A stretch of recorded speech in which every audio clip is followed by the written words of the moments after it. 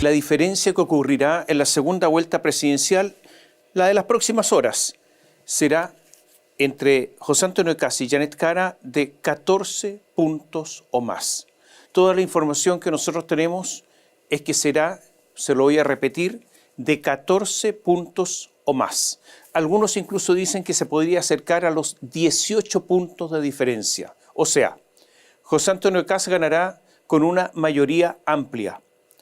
Los mejores augurios del oficialismo, o sea, de Janet Jara, es ojalá acercarse a una diferencia de 10 puntos, ojalá que sea 45-55, que es una gran desventaja frente a Kast, pero que creen podría dar a la derrota un tamiz de cierta honorabilidad, una cierta imagen de competencia más estrecha, un barniz de dignidad política. La suerte, todo lo indica, está echada. La elección está absolutamente resuelta. Cuando faltan pocas horas para la segunda vuelta presidencial, comienza a terminar ya en forma definitiva el gobierno de Gabriel Boric. Ha sido el gobierno, al menos en su intento, más radical de izquierda desde la Unidad Popular de Salvador Allende. Ha sido el gobierno que tuvo más oportunidades de lograr un socialismo derivado desde la Constitución en toda la historia de Chile. Un gobierno que, comparado con las promesas que realizó, representa un fracaso ostensible, palpable, evidente. Para los opositores resulta obvio, un gobierno fallido, pero para los oficialistas, en comparación a lo que se decía, a las promesas, las metas, los objetivos, los augurios, es sin duda un gobierno frustrado, un gobierno mal logrado. La historia no la corta, porque carecemos de memoria de tiempo reducido, sino que la historia en serio, esa que queda para siempre, será severa, dura, como ocurre con los que han sido derrotados. Es posible que que sea un revés temporal, ya que la crisis chilena seguirá, y en medio del bamboleo que produce la tormenta, el abatimiento de las opciones políticas está ocurriendo cada 4 años. La izquierda volverá a tener una oportunidad. Lo hemos dicho, pero en este tiempo es necesario repetirlo. Quienes gobiernan fueron antecedidos por el movimiento estudiantil en los liceos. Todo esto se inició, recuérdelo usted, con los llamados pingüinos, por allá por el primer gobierno de Michelle Bachelet. Esos pingüinos fueron superados por los universitarios, bajo el primer gobierno de Sebastián Piñera, 2011. Fueron incorporados a media, con sentido de culpa, por la nueva mayoría, ese remedio de la concertación bajo el segundo gobierno de Michelle Bachelet para finalmente alcanzar el poder luego del estallido social. Durante todos estos años se escuchó que la educación era la fuente de las desigualdades, de la injusticia, fruto de un modelo neoliberal injusto que no dejaba espacio a los talentos, al mérito, a cierta igualdad, a la protección de derechos mínimos. Y usaban harto, un montón, esta palabra, derechos civilizatorios, ¿se acuerda? Esto se resumió en una frase, se repitió como mantra: educación pública, gratuita y de calidad. Esta reiteración constante de esta frase fue para muchos una promesa, para otros un simple eslogan. Posiblemente el mayor fracaso de este gobierno haya sido que en educación nada mejoró. Como todo sigue igual, en realidad desmejoró. Es verdad que hubo alguna recuperación mínima, leve, marginal en la prueba SIMSE, pero el cambio de rumbo, ese cambio drástico prometido, no se produjo. Los ministros de Educación, recuerde, Marco Antonio Ávila y el actual Nicolás Cataldo, pasaron sin pena ni gloria. Fueron insustanciales. Los colegios llamados emblemáticos siguieron su imparable decadencia. El rigor educativo, tanto en colegios, liceos y universidades, siguió cuesta abajo. Un botón de muestra de estos días. Los overoles blancos siguen haciendo de las suyas, amenazando con impunidad a los profesores que no se someten a sus requerimientos. Hace pocos días, 3 profesoras del Instituto Nacional fueron objeto una vez más de una conducta delictual. Las rociaron con benzina, estas 3 profesoras. ¿Pero por qué las rocian con benzina? Por una razón, que es la amenaza implícita, que las pueden quemar, que las pueden matar a través de su calcinación. Yo no escuché a Antonia Orellana, la ministra de la Mujer, hablar del tema, porque eso del feminismo también se diluyó, o es un feminismo de ocasión, un feminismo selectivo. La Ley de Desarrollo Profesional Docente establece entre sus normas aumentar el puntaje de ingreso a las universidades en pedagogía a modestos 626 puntos en la PSU, una medida para mejorar la calidad de los profesores, porque actualmente el ingreso a la carrera de pedagogía es solo con 503 puntos, un rendimiento que no debiera siquiera poder optar a ninguna carrera universitaria. Bueno, hace 3 años que se posterga el cumplimiento de la norma y ahora se está tramitando ahora en estos días en forma acelerada una ley para, una vez más, postergar el requisito de los 626 puntos y quedarse a los 503. En esto, nada ha cambiado. Educación pública, gratuita y de calidad, un eslogan. Nada ha cambiado. Incluso algunos se han atrevido a decir que los puntajes de ingreso dan lo mismo, justificando los 503 puntos. Y esto es el símbolo del inmovilismo. Y es que educación pública, gratuita y de calidad fue una promesa, fue un sueño imposible, fue un eslogan para alcanzar el poder. Es que fue una prolongada manipulación para llegar al vértice del Estado y lograr lo que eso proporciona en poder, ingresos económicos, ingresos incluso para algunos que serán para siempre, para lograr la fama y algunas pocas cosas más. Bueno, lo que está a punto de terminarse es esto y todas sus circunstancias. Naturalmente que todo esto tiene enormes consecuencias para el país.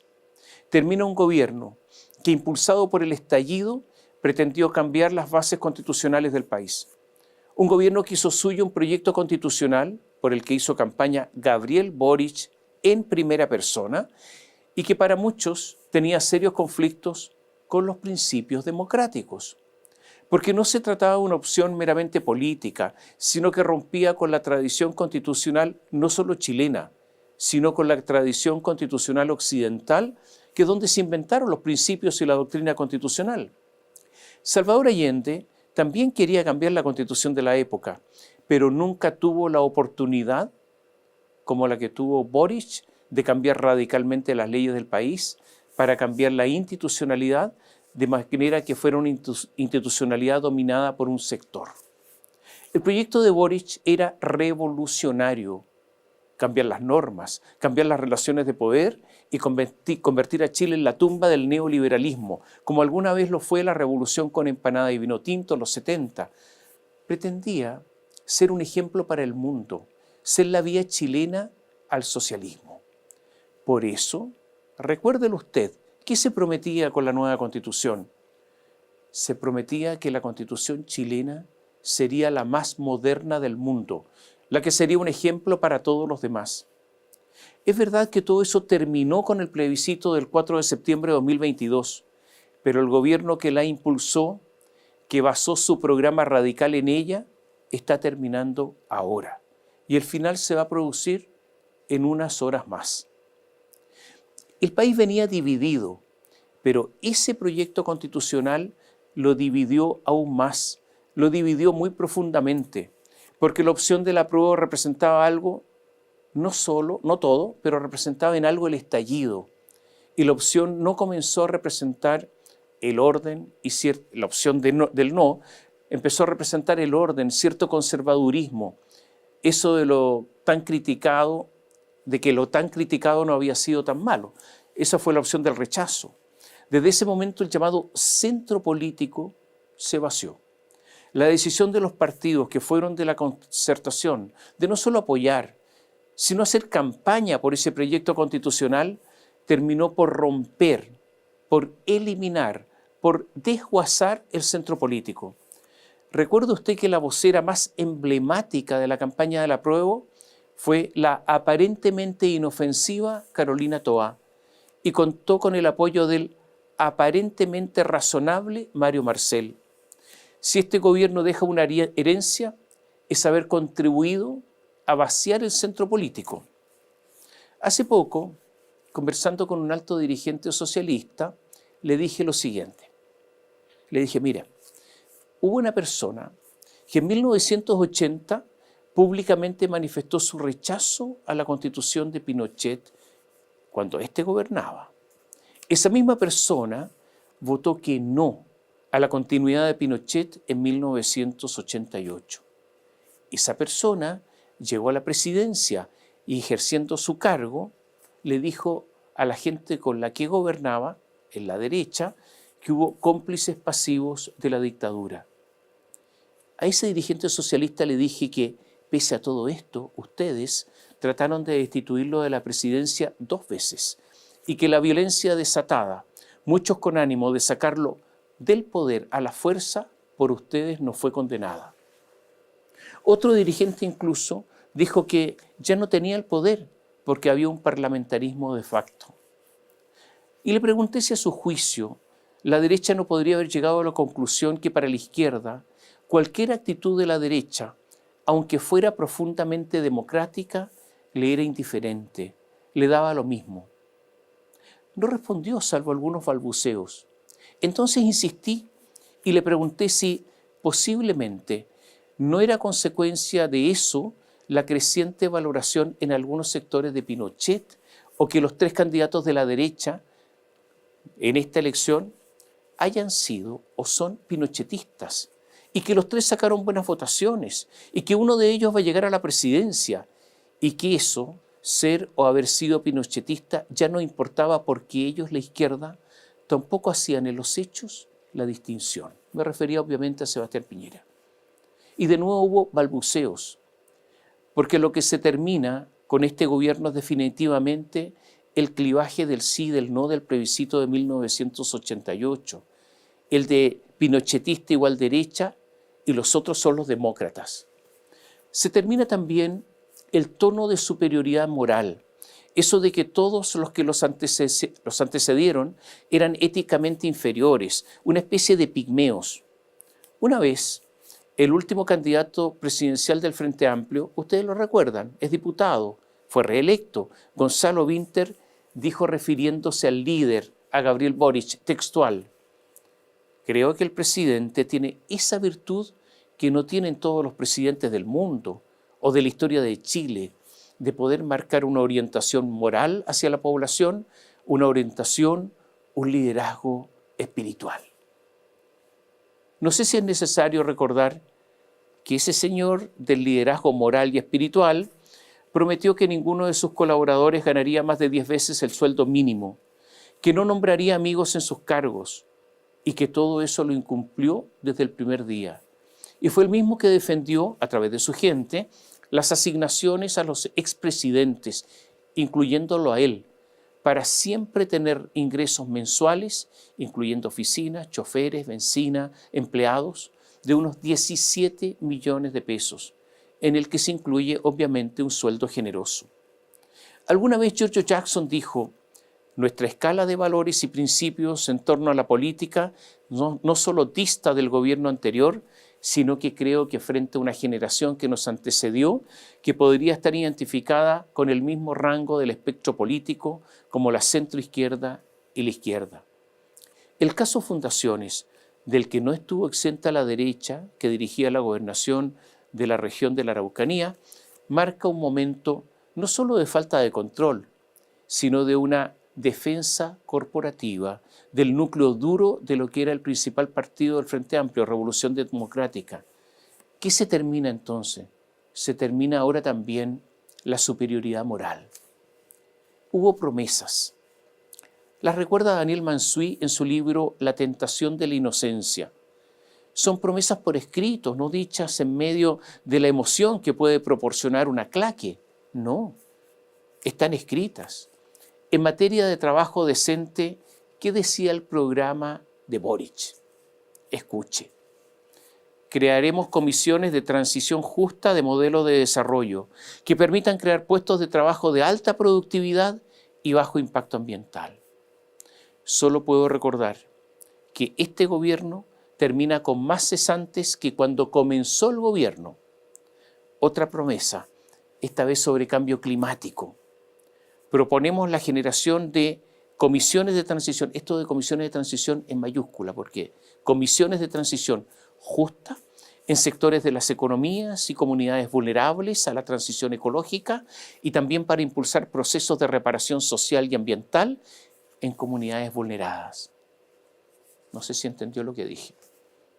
En materia energética, se prometía un, comillas, involucramiento temprano de la ciudadanía con relación a los proyectos de hidrógeno verde y una agenda de transición justa con los desafíos regulatorios, ambientales y sociales para la construcción y operación de hidrógeno verde. La palabra transición justa se usó mucho porque íbamos camino a un mundo muchísimo mejor.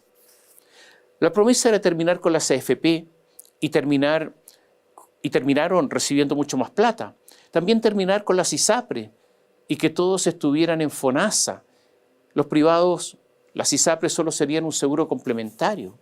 También se prometió reducir la lista de espera y resulta que aumentaron, aunque últimamente hubo alguna disminución en los tiempos de espera, no en la lista, en algunas enfermedades. Prometieron refundar las policías, prometieron un transporte público gratuito y no contaminante. Se prometió la condonación de la deuda del crédito con aval del Estado, el CAE, y todo indica que el sistema propuesto en su reemplazo, el FES, está fuertemente desfinanciado.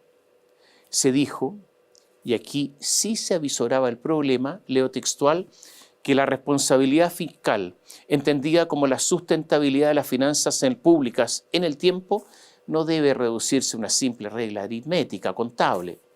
El resultado fue 3 años consecutivos de déficit, sobreestimación de ingresos, deuda creciente, uso de los fondos del litio, uso de los fondos, yo diría un manotón, para gasto corriente del Fondo de Estabilización Económico y Social, que es el que sirve para emergencias como terremotos, incendios o temporales. Se gastaron esa plata. Esto me parece que incluso puede no solo constituir un delito, sino que es una irresponsabilidad enorme. El feminismo, usted lo recuerda, y las políticas identitarias lo inundaban todo. Con ese lenguaje, no lo olvide, nosotros, nosotras, nosotres, se pretendía dar un giro radical. Leo nuevamente, recordado por Manuel Mansuy, esta promesa, por ejemplo, en materia de vivienda. Por favor, no se aburra porque la cosa era así, es un párrafo un poquito largo, se lo voy a leer. Dice así, esto está en el programa. Esta política está hablando de vivienda. Esta política se basa en gestión descentralizada, participativa y sustentable de proyectos urbanos habitacionales que introduzca una perspectiva de cuidados, resguardando la función social de la propiedad y de nuestro territorio como soporte de la vida en sociedad. En toda intervención urbana y habitacional desarrollaremos equipamientos con una perspectiva de género, accesibilidad universal, inclusión y economía del cuidado, promoviendo proyectos de arquitectura e infraestructura pública que faciliten el uso por parte de mujeres, personas con discapacidad, disidencias, personas con adultez mayor e infancias. Avanzando hacia una red, todo esto de centros de abastecimiento y servicios públicos con espacios para el desarrollo de actividades que respondan al fortalecimiento y apoyo comunitario, incluyendo espacios de lactancia, bibliotecas comunitarias, espacios de cuidados infantiles, espacios para personas mayores, baños comunitarios, cocinas y comedores barriales y salas de primeros auxilios. Perdone lo largo, lo tedioso, pero perdone usted, ¿sería posible condenar si los afectados por el incendio intencional de Valparaíso, ese de los 138 muertos, calificara esto que le leí, este largo párrafo de perorata, de una vil monserga, de una infecta monserga? Otro manifiesto programático, esto es más corto. Una perspectiva feminista de la economía y la sociedad tiene como eje principal la sostenibilidad. Y cuando es la vida la que se pone en el centro, entonces no solamente cambian las respuestas, sino que cambian todas las preguntas. Eso decía el programa. Cuando ocurrió lo de Manuel Monsalve, no hubo nada de feminismo. El presidente dijo que primaba el principio de inocencia sobre la denuncia. Entonces, después dijo que le creía a la víctima, porque por principio a las víctimas hay que creerles. Contradicciones, dudas, balbuceo, banalidad, slogan. En ese episodio, la ministra de la Mujer, Antonia Cósmica Orellana, tuvo una primera intervención lamentable porque se sintió la necesidad de que tenía que decir algo y empezó a leer un manual de algo, una cosa tonta. Y descubrimos que pese a que la misma Orellana, pese a haber instalado una especie de inquisición, de inquisidora, pagada por todos nosotros en cada ministerio, en varias instituciones públicas, para que mirara, fiscalizara, controlara el fiel cumplimiento del feminismo y las leyes de no discriminación en el Estado. Bueno, a propósito del caso Monsalve, se descubrió que la moneda no tenía normas para cumplir la ley Karim. Algo que ya tenía la empresa privada, porque lo que ellos exigen a otros no se lo exigen a sí mismos. Otra más, leo, esto es que son promesas. Deberemos revisar el rol del Estado, no solo en la generación de bienes públicos, sino como principal actor que resuelve los problemas pendientes que frenan el desarrollo del país, producto de la inacción del Estado y las desigualdades estructurales económicas, territoriales, educacionales, de pensiones. Hay que recordar que existen enormes dudas en cuanto a la sustentabilidad financiera de las pensiones. A mi juicio, están fuertemente desfinanciadas y se hizo en parte para ocultar el enorme déficit del proyecto de Sebastián Piñera, porque es de él, de la PGU, una PGU que al año 2030 iba a ocasionar un déficit de 7 puntos del PIB, una monstruosidad. Bueno, estas promesas se entienden poco. Otra promesa, la modernización del Estado se basa en su democratización mediante un Estado abierto, una reforma administrativa y una nueva forma de entender la estructura estatal, el empleo público y la estructura de los servicios. Bueno, todas estas promesas, todas estas palabras que a veces no se entienden, por lo menos yo, es lo que termina en unas horas más. El gobierno de Gabriel Boric finaliza con un crecimiento ligeramente superior al segundo gobierno de Michelle Bachelet. Y ese gobierno fue el peor en materia de crecimiento desde el retorno a la democracia. Incluso bajo el segundo gobierno de Piñera, con estallido social, con pandemia, Chile creció más. Proyecciones internacionales indican que Chile podría crecer menos el próximo año que este 2025. Todo esto es un triste resultado, pese a que en estos instantes los precios del cobre, el precio internacional del cobre registra cifras históricas. Se ha impuesto la tesis ampliamente promovida por el asesor amigo del presidente Eugenio Tironi, que se ha llegado a una normalidad. O sea, una normalidad con alta cesantía, con bajo crecimiento, con mucha delincuencia, con desequilibrios económicos, con deuda creciente. Para mala suerte del presidente y también de Tironi, obviamente, esta normalidad no gusta a demasiada gente. Esto es lo que está terminando ahora. Toda elección gira en torno a un clivaje. ¿Qué es lo que es el clivaje? Las dos alternativas en juego. Durante la larga transición fue el clivaje el de derecha pinochetista contra la izquierda democrática. Eso comenzó a romperse con la primera victoria de Sebastián Piñera. Cuando ganó Gabriel Boric fue los de abajo contra los poderosos de siempre, contra la élite. La de ahora ha sido la misma del plebiscito constitucional del 2022. El estallido versus el orden, versus la seguridad. Es la razón por la que José Antonio Kast habla permanentemente de forma casi majadera de seguridad. Y Janet Jara incluso se dio cuenta, entonces intentó hacer lo mismo. Janet Jara incluyó normas duras, promesas duras sobre inmigración, cuando hace algún tiempo ella era prácticamente partidaria de la inmigración libre. Naturalmente que en ese clivaje solo podía ganar José Antonio Kast. Y este clivaje se da, se lo decíamos, en medio de la polarización que se ha producido por la radicalización de la izquierda y una asunción por la derecha de conceptos mucho más conservadores. Kast y Kaiser son eso. La UDI, viendo su desempeño electoral, está intentando incluso volver a sus raíces conservadoras, y Renovación Nacional está quedando en una posición desmejorada. Evópoli, Amarillos, Demócratas, los partidos teóricamente de centro, son hoy partidos que legalmente están en disolución por su bajo desempeño electoral porque no hay centro. El asunto por ahora parece claro. Incluso el Partido Socialista reiteradamente ha dicho que no es socialdemócrata, sino de izquierda seca, o sea, se fueron ya a la izquierda más radical. Por eso es divertido cuando Janet Jara, en su continuo contorsionismo político, llegó a decir que ella era socialdemócrata. Como todos saben, ningún militante del Partido Comunista puede autocalificarse así, pero esta campaña ha dado para todo. Hay otro clivaje que puede estar cruzando el anterior, los de abajo versus la élite. Ocurre que los votos de Franco Parisi y Johannes Kaiser son antiélite, en parte también los de Kast, y representan a la élite los perdedores, la UDI, Renovación Nacional y los partidos de izquierda que se han sumado a la élite.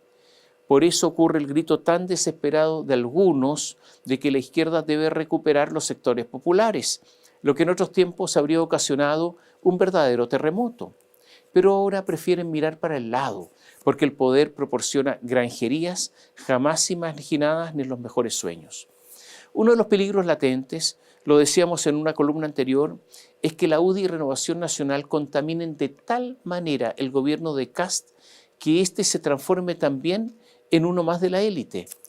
Y si eso ocurre, yo le auguro a ese gobierno muchos problemas. Lo cierto es que, como decíamos, el centro está vacío. Los dos conglomerados políticos del país ofrecen proyectos que son incompatibles entre sí, que no tienen puntos en común. No solo eso, entre los dos sectores políticos se ha producido un creciente encono. Entre los dos sectores políticos hay rabia, hay una bronca. Y esto se vio en los debates.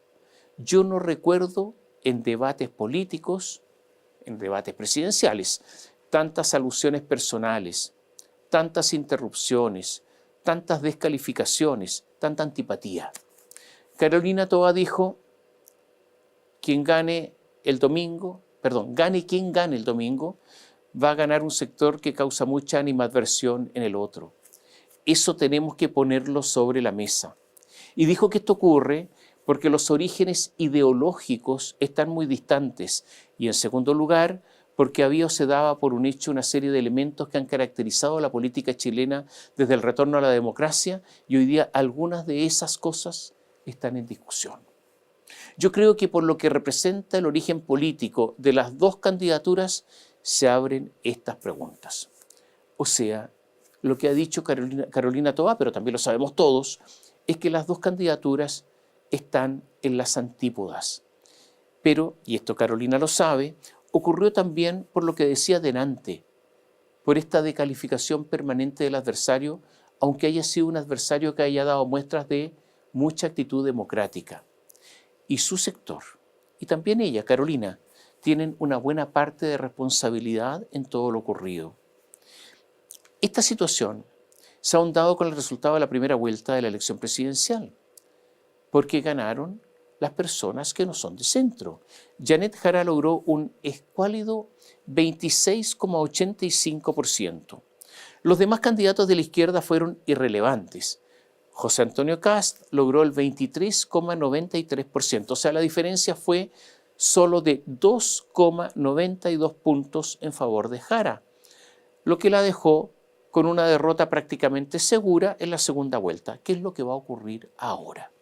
Por eso, de la Janet amable, sonriente, suave, aterciopelada, flexible, comprensiva de la primera vuelta, descubrimos a una Janet que tiene que jugarse el todo por el todo, y entonces tenemos una Janet dura, agresiva, hiriente, irónica, buena para interrumpir, una Janet enojona. Así como la Janet tuvo un duro programa comunista para las primarias, sufrió después la metamorfosis en que era socialdemócrata, amable. Esa fue la Janet de la primera vuelta. Ahora hay un nuevo cambio, es la Janet agresiva, la Janet de pelea. La campaña ha sido larga, ha sido intensa, agotadora. Y estos son algunos momentos claves de la campaña que vivimos. Recuerde usted, a inicios de año, Evelyn Matei estaba primera en las encuestas, era la favorita, corría con viento a favor. Su caída fue progresiva e inexorable. Cuando estaba en la cúspide fue duramente, planificadamente atacada por el gobierno. Y el cálculo del gobierno era simple. Si atacaban a Matei, si Kast pasaba a segunda vuelta, el oficialismo tenía posibilidades porque había animadversión en contra de Kast. O sea, se trataba de repetir la fórmula que había permitido a Gabriel Boric alzarse con la victoria. ¿Contribuyeron a la caída de Matei? Ellos sí, el gobierno sí. Pero ocurre que esa animadversión en contra de Kast no se repitió. Intentaron, es verdad, en el comando de Matei, todo para revertir la caída. Nombraron a una troupe de voceros, una especie de coro que nunca se escuchó. Después dijeron, vamos a traer a una super vocera, a Paula Daza, en la que nadie reparó. Y se hicieron eco de los argumentos del oficialismo. Acusaron a Kast de ser de ultraderecha, de ser un peligro para la paz social. Nada funcionó. La campaña por redes atribuida al comando de Kast en contra de Matei con mentiras contribuyó a la derrota estrepitosa de Evelyn Matei, porque ella salió quinta, pero hay algo más de fondo. El candidato de esa derecha, de Renovación Nacional, de la UDI, de Opoli, Sebastián Sichel, salió cuarto en la elección anterior. Y posiblemente ocurra que para muchos de esos partidos han contribuido, es que muchos de estos partidos son ellos los que han contribuido a los males que hoy pretende combatir. Es decir, se acusa a Renovación Nacional y la UDI de haber dado durante años votos a favor de leyes, de decisiones, de normas que hoy critican. Y por eso hoy tienen un problema de credibilidad. Lo notable de la política es que los perdedores, Renovación Nacional, la UDI y otros más, se están incorporando a la barca del ganador y andan con listas proponiendo nombres de ministros, subsecretarios, embajadores y hasta se dan el lujo de vetar gente. Porque la política tiene su propia lógica, que es la lógica del poder. ¿Recuerda usted, y este fue otro fenómeno de esta campaña presidencial, recuerda usted que la derecha trató de hacer una primaria? Como Kast no aceptó, y ellos, Renovación Nacional y la UDI, no aceptaron que participara Rodolfo Carter, bueno, perdieron a Carter y él se transformó en senador republicano. Cuando se dieron cuenta del error de no hacer primaria, quisieron hacer una primaria pero de opereta, una comedia. Iba a participar ahí Luciano Cruzcoque y Francisco Chaguán cuando ya habían apoyado a Matei. Pero ahora en la parodia iban a competir con ella. Y Jimena Rincón también iba a competir, pero su partido, el Partido Demócrata, no podía porque no se había constituido en todo el país.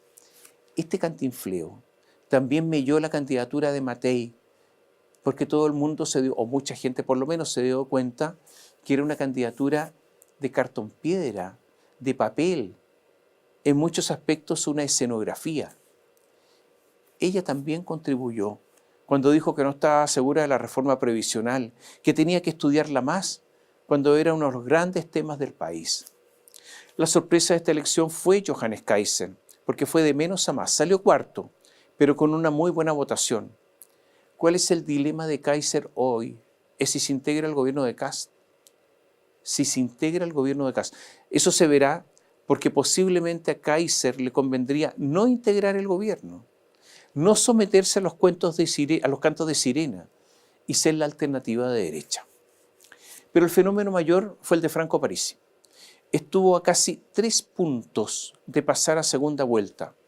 Y es posible que si las encuestas hubieran acertado respecto de él, estaríamos hablando de una campaña de segunda vuelta entre Janet Jara y Franco Parisi.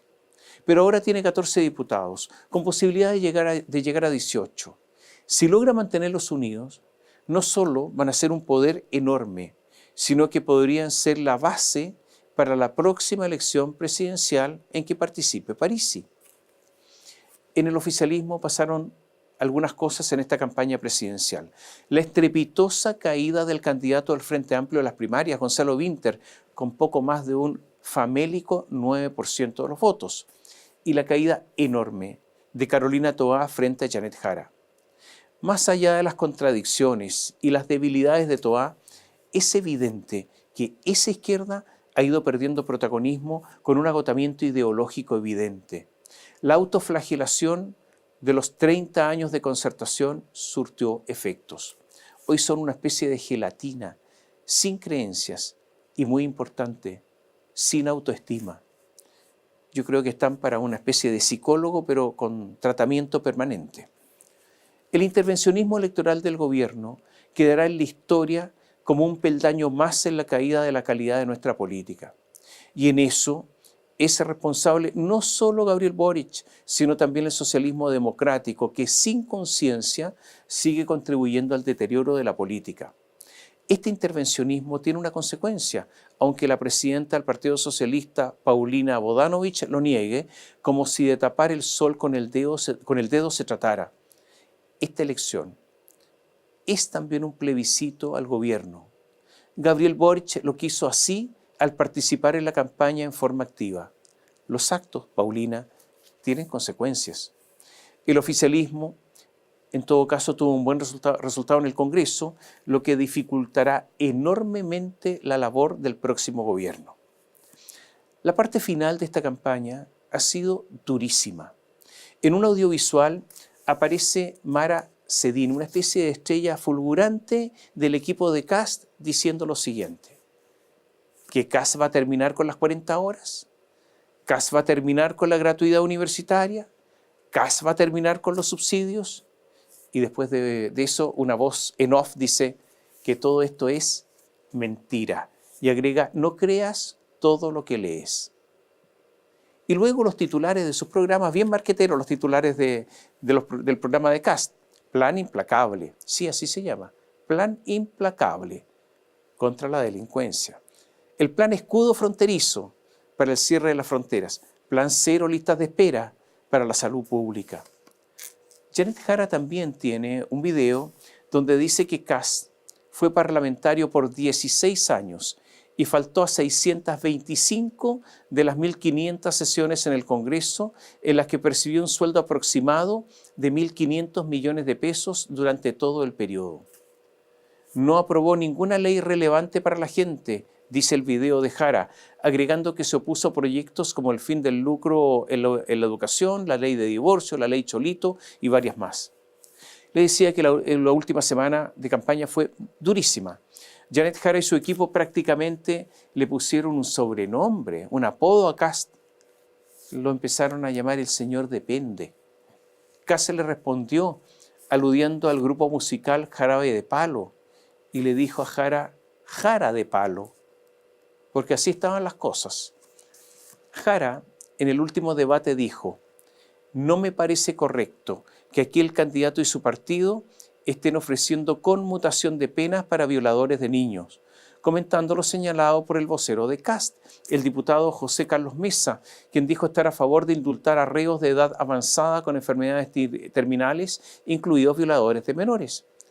Jara dijo: lo que nos está pasando es que aquí ustedes están proponiendo sacar a gente a los 70, 75 años de la cárcel que han cometido crímenes horribles. No solamente a los violadores de derechos humanos, como tu amigo Krasnov, le dijo mirándolo a los ojos a Kast, sino que también a gente que ha atentado contra niños y niñas en nuestro país. Kast contestó y dijo que, a diferencia de una propuesta de la candidata oficialista, no liberaría a ningún preso por ley de drogas. Y se refirió al ex subsecretario Manuel Monsalve y afirmó que los únicos que les han dado pensiones de gracia a pedófilos son ustedes. Frente a los inmigrantes, Kast dijo: no vamos a regularizar, no vamos a ordenar, no vamos a empadronar a ninguno de los 330.000. Y Jara le contestó diciendo: primero tú los ibas a expulsar, después los ibas a invitar y ahora le vas a negar beneficios. Y Kast le replicó: todas las anteriores juntas, y remató: con tu presidente ni siquiera han sido capaces de abrir un corredor humanitario, criticando la propuesta de Jara para empadronar a inmigrantes irregulares. No voy a seguir con lo que ocurrió en los debates. Son solo ejemplos de un diálogo de sordos que no produjo efectos mayores. Lo cierto es que la última semana de Janet Jara, previo a este domingo, fue una semana mala. Hay 3 razones para sostener esto. La primera es que en los últimos debates no se produjo la victoria amplia que necesitaba Jara para cortar distancia con Kast. Es posible incluso que en el último debate haya estado ligeramente mejor, superior Kast, ante una evidente desesperación de Jara. Lo segundo es el patinazo de Janet, la gafe, el traspié con respecto a la líder de la oposición venezolana, María Corina Machado. Venezuela hace rato que es un régimen en el que no se respetan las reglas democráticas, y todo esto comenzó con Hugo Chávez y se profundizó con Nicolás Maduro. El socialismo democrático chileno, en su desvarío, apoyó a Chávez, y este es un dato interesante para aquellos que buscan los gérmenes, las raíces de las crisis, las raíces de la radicalización de la izquierda chilena, o sea, los que buscan los tumores ocultos. Una de las diferencias en ese tiempo en la Concertación es que la democracia cristiana siempre se opuso a Chávez, y tenían razón. El Partido Comunista se ha mantenido fiel a Nicolás Maduro, quien es aliado de Cuba, China, Corea del Norte y Rusia. En las últimas elecciones, el régimen venezolano jamás mostró las actas electorales. Se conocieron aproximadamente, extraoficialmente, el 80% de ellas, y en esas actas conocidas, ganaba lejos el candidato de la oposición, Edmundo González Urrutia. María Corina Machado está clandestina en su país, sí, clandestina en su propio país, porque teme ser detenida por el régimen. Ganó el Premio Nobel de la Paz. Janet decidió hablar de eso y dijo: hay opiniones distintas respecto de la señora Machado. Yo no la conozco, solo sé lo que ha llegado por la televisión, y sé que ha tenido intentones golpistas, así como también ha tratado de promover elecciones libres. Esto lo dijo pocas horas antes de que María Corina Machado saliera clandestinamente en una gran operación desde Venezuela para dirigirse a Oslo, y para que un día después del otorgamiento del Premio Nobel de la Paz la recibieran las autoridades. No conozco a ningún canal de televisión, salvo un canal chavista, obviamente, que hable de intentonas golpistas. No se conoce nada de eso. Y ese hablar de Janet Jara en forma displicente, lo he escuchado en la televisión. Yo no sé si alguien que quiere ser presidente no tiene una opinión formada, lecturas al respecto, una posición sobre el asunto, más allá de decir, lo escuché en la televisión, parece que fuera así. Todo esto provocó mucho ruido al interior del comando de Janet Jara, que está cada día, a propósito, más desierto. Y además, las declaraciones de Janet, candidata presidencial en Chile, fue noticia internacional para mala suerte de ella. Y la tercera causa de la mala semana es el ánimo. Esa voluntad de luchar, de sobreponerse a las circunstancias, de dar la pelea, comenzó a esfumarse. Eso que hace ya días reconoció Francisco Vidal se extendió, y me refiero al derrotismo, a la entrega de la oreja. En el comando dieron la tarea por concluida, como si ya no hubiera nada que hacer. O sea, hay un ambiente, claro, de cumplir burocráticamente, pero hay un ambiente de cierre. Y todo esto se manifestó en la conclusión de la campaña, en Coquimbo, donde se volvió en parte a los orígenes. Ya no hay tanto cálculo. Cuando hay conciencia que el asunto está resuelto, ya da todo, insisto, lo mismo. Si en el lanzamiento de la campaña de Janet Jara, cuando todo era esperanza, se escondieron las banderas partidistas y solo había banderas chilenas, incluso se escondieron las banderas del Partido Comunista, en el cierre y en Coquimbo sí estaba la bandera chilena, pero también estaba la palestina, la mapuche y la de las diversidades sexuales. Antes de que Jara llegara, en el momento en que estaban actuando unos artistas, hubo una buena cantidad de insultos de los asistentes a José Antonio Kast. Esta ha sido una campaña en que se ha usado el miedo, con o sin razón. En la elección anterior fue el miedo a Kast lo que impulsó a muchos a votar por Boric en segunda vuelta. Ahora, Boric, y esto es una de las ironías de la política, ahora Boric podría entregar la banda al que consideraba que había que temer. Varios temen, además, a una candidata comunista. Y Janet dice que hay que temer a la ultraderecha de Kast. Carolina Toá hizo incluso su aporte, porque Carolina está asustada. ¿Qué dijo ella?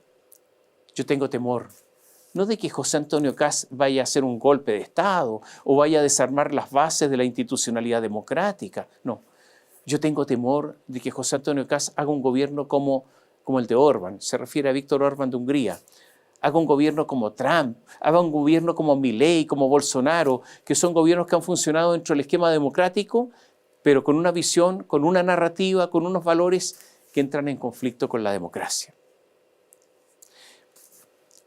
Este es un tema para otra columna, pero solo esbozo someramente un par de ideas. Es muy importante cómo va a perder Jara. Ponga atención. Una derrota estrepitosa significa que van a ir por ella, principalmente en el Partido Comunista, porque Jara forma parte de la disidencia, por lo que si los votos son escasos, son pocos, irán por ella. Y no solo eso, el Frente Amplio está molesto con Jara por su escasa participación en la campaña y por esa intención de Janet de desmarcarse del gobierno al que ella le debe el conocimiento que tiene en el país, al que le debe sus posibilidades políticas. Y este desmarque de Jara ha significado que critique duramente al Ejecutivo en materia de seguridad, en materia de inmigración. Por ejemplo, Jara dijo que los parlamentarios libremente podían votar a favor de la acusación en contra del exministro de Energía, Diego Pardo, amigo del presidente, militante del Frente Amplio, e incluso ha criticado la gestión del Ministerio de Vivienda a cargo del socialista Carlos Montes. Hay un dato. El próximo jueves, pocos días después de la elección, se va a reunir el Comité Central del Frente Amplio para analizar los resultados. Y algunos dicen desde ya que Jara se alineó con la derecha al distanciarse del gobierno. Va a ser duro todo eso, a menos que Jara logre una muy buena votación. En el otro lado, en el comando de José Antonio Kast, todo es optimismo. Los que hace poco lo acusaban de ultraderechista, de no ser garantía de paz social, de no decir cómo iba a disminuir los 6.000 millones de dólares del gasto fiscal, me refiero a los UDI, a los RN, llegaron a la sede a someterse a sus órdenes. Ahí están los militantes de Renovación Nacional, los dirigentes de la UDI y RN. Ya tienen listas, andan con listas. Ya tienen las listas de los militantes que quieren cargos. Algunos van y se pasean para el candidato los vea, se pasean ahí, en el patio. Otros hablan fuerte para que el candidato los escuche, para que se interese. Es el poder y el juego político de bajísimo nivel. Hay un UDI que se fue rápidamente del flanco de Matei y se fue con Kast. Al principio en forma medio camuflada. Este UDI, Alvarado, forma parte de un grupo, Claudio Alvarado, forma parte de un grupo senior o formaba parte de un grupo senior del comando de Matei. Estaba en el comando de Matei, pero de repente como que se fumó, como es que desapareció. Y después se fue al comando de Kast y ahí estaba como medio oculto hasta que apareció. Claudio Alvarado está muy cerca de Kast y podría tener un rol relevante. Por ejemplo, ser ministro de la Secretaría General de la Presidencia, el que tiene las relaciones con el Congreso. También estará Rodolfo Carter, es un hombre importante, es senador obviamente electo, pero tiene un rol importante. En este ambiente está navegando bien la UDI. Kaiser, por su parte, se deja querer. Renovación Nacional está atrás, como que le cuesta estar en sintonía con Kast. Tanto es así que cerca de 100 dirigentes y militantes de Renovación Nacional, donde estaba la ex vocera del gobierno de Piñera, Cecilia Pérez, los senadores Manuel José Sandón, Francisco Chaguán, María José Gatica, suscribieron una carta interna en la que llaman a la colectividad a desplegar un rol más activo en la campaña de Kast de cara a esta segunda vuelta. O sea, hay una RN, un partido RN desganado y que intentan tener alguna posición. Hubo toda una polémica, una disputa en el comando de Kast por el acto de cierre. Quisieron hacer algo grande en el Estadio Bicentenario de la Florida. Esta era la idea, entre varios, de Antonio Barquiesi. Otros opinaron, como el jefe de campaña Martín Arrau y el senador electo Arturo Esquella, que eso no era bueno. que hay que cuidar los recursos, que hay que demostrar austeridad. Al final estos últimos ganaron, pero en medio de esta pugna se ha criticado la impulsividad de Rao. Kast quiere dar la señal que comenzará a gobernar de inmediato, que no hay tiempo. Entonces, este lunes, a horas de la elección, habrá un comité político con los representantes de los partidos que lo apoyan. Habrán bajadas comunicacionales y se empezarán a definir los cargos más relevantes. Se trata de dar muestras de organización, de gobernabilidad. Se habla ya del plan para la instalación. Para Kast, los primeros 90 días son claves. Deberá mostrar un cambio, deberá mostrar control de fronteras, medidas de seguridad con resultados tangibles. También tendrá que dictar medidas para una rápida reactivación económica. Y aunque Camila Vallejo, la vocera de gobierno, ofuscada, dice que el país crece, lo que ocurre es que lo hace muy lentamente y en forma insuficiente. De hecho, como le decía antes, se estima que el próximo año, lo dicen algunos organismos internacionales como el Fondo Monetario Internacional, se dice que el próximo año Chile podría crecer menos que este por la herencia que deja este gobierno. Por lo que el desafío para Kast de superar esos anuncios es algo muy importante. Pasemos a otro tema. El ministro de la Corte Suprema, Diego Sínpertigue, está rodeado. Está rodeado por el caso de la llamada trama bielorrusa, porque está siendo investigado por el Ministerio Público. La Corte Suprema tiene abierto en contra de él un cuaderno de remoción, luego de suspenderlo por 2 meses, y además enfrenta una acusación constitucional en el Congreso. En el Congreso además se enfrenta 3 acusaciones. Son 3 capítulos los que tiene la acusación constitucional. La primera es por la presunta responsabilidad por haber faltado de manera notable al deber de probidad, abstención e imparcialidad en el litigio entre Codelco y Velaz Movitech, la empresa bielorrusa. El segundo capítulo es por haber faltado de manera notable al deber de probidad por supuestos conflictos de interés en nombramientos notariales. Y el tercer capítulo responsabiliza a Sínpertigue por haber infringido de manera notable el deber de abstención, imparcialidad y probidad en el caso Fundamenta. Una de las acusaciones más graves es haberse ido de viaje con los abogados de los bielorrusos, Mario Vargas y Eduardo Lagos. La defensa del juez Sínpertigue ha sido realmente errática. Dijo que haber viajado juntos era simplemente una lamentable coincidencia, pero la verdad es que 2 veces viajó con ellos en cruceros a Europa. Eso de la coincidencia es raro, porque no fue coincidencia, porque uno de los abogados pagó el viaje y después dice Sínpertigue que le devolvió la plata. O sea, de coincidencia, nada. Hasta el momento el juez no ha logrado demostrar, además, que devolvió la plata que dice haber devuelto. Creo que esto es importante, pero la devolución, si es que existe, de la plata, no exculpa al magistrado, porque el asunto es más simple. Un juez no puede andar de viaje y pedir plata prestada a los abogados que alegan ante sus estrados e incluso son beneficiados por sus fallos. Tendría que haberse inhabilitado. Esta convivencia es inaceptable. La comisión revisora de la acusación, porque hay una comisión revisora en la Cámara de Diputados, y una vez que votan, pasa esto a la sala para que voten todos los diputados. Bueno, esta comisión votó a favor de la acusación en forma unánime, sin considerar, y aquí hubo un error, todos los documentos adjuntos por la defensa del juez. Entonces se declaró nula la votación, pero ahora el juez Sínpertigue pide que se declare nula la comisión. Esto es lo que ocurre cuando diputados poco competentes dirigen las comisiones. ¿Quién dirige la comisión? La diputada Orsini, Maite Orsini. Y esta es la explicación que dio la diputada Orsini por todo el error que se cometió. Dijo, escuche bien, yo tuve a la vista los antecedentes después de haber votado. Solamente supe que habían llegado, pero su contenido yo no lo revisé. Era complicado, eran varias fojas. Su contenido lo pude revisar luego de haber dejado sin efecto la revisión porque ahí tuve tiempo de revisarlo. O sea, una incompetente. tenía los documentos pero no los vio, los dejó. Sigamos con los jueces. Esta semana, la primera sala de la Corte de Apelaciones de Santiago revisó la querella de capítulos en contra de la ex jueza Ángela Vivanco. En este caso, la pareja de Vivanco, Gonzalo Migueles, y los abogados Mario Vargas y Eduardo Lagos están en prisión preventiva desde el 15 de noviembre. La acusación es que los dos abogados,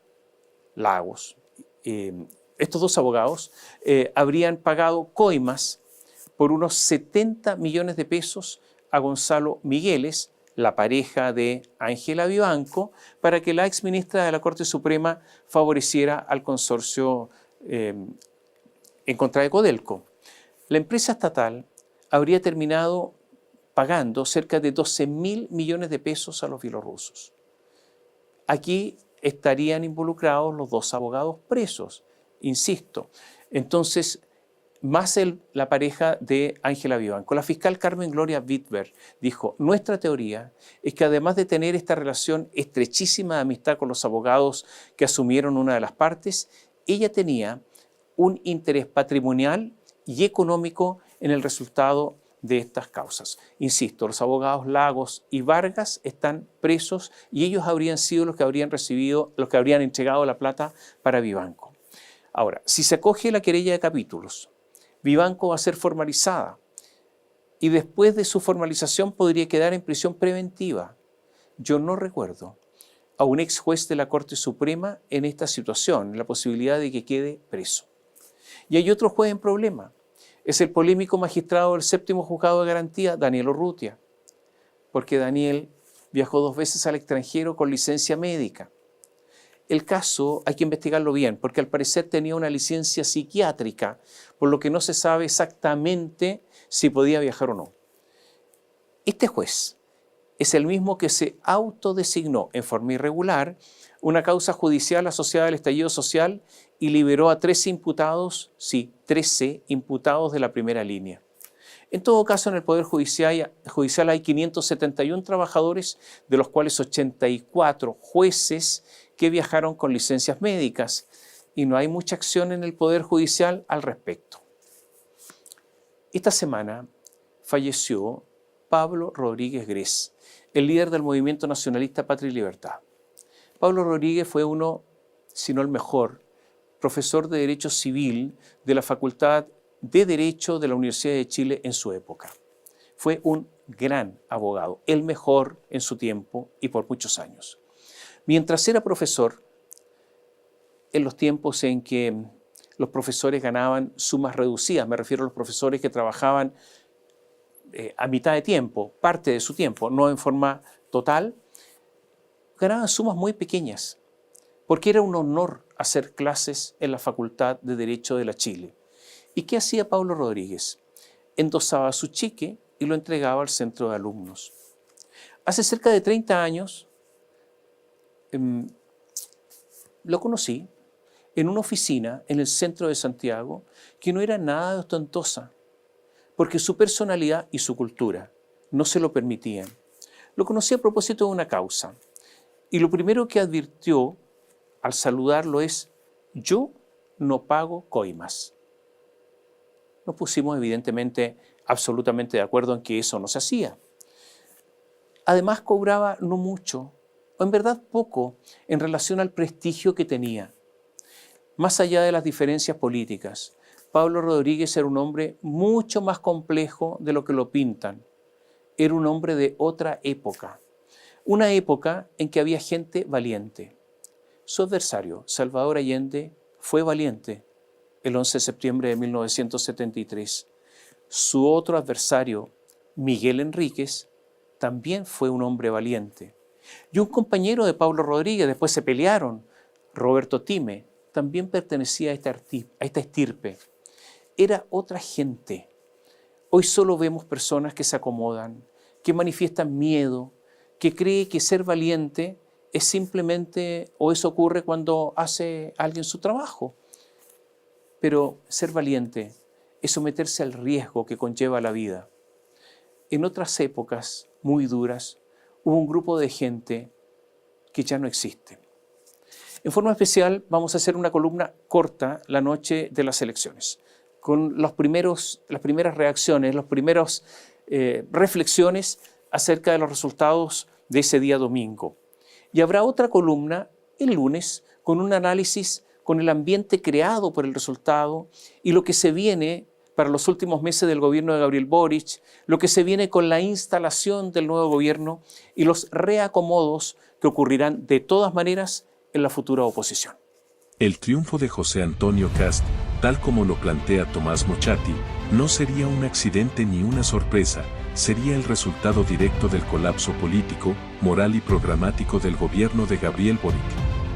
Un gobierno que prometió transformar Chile y terminó destruyendo confianzas, debilitando instituciones y empujando al país a una polarización extrema. La derrota de Janet Jara por un margen amplio no solo marcaría el rechazo ciudadano al comunismo y al proyecto del Frente Amplio, sino también el cierre definitivo de una etapa fracasada, comparable en radicalismo y resultados al periodo de la Unidad Popular.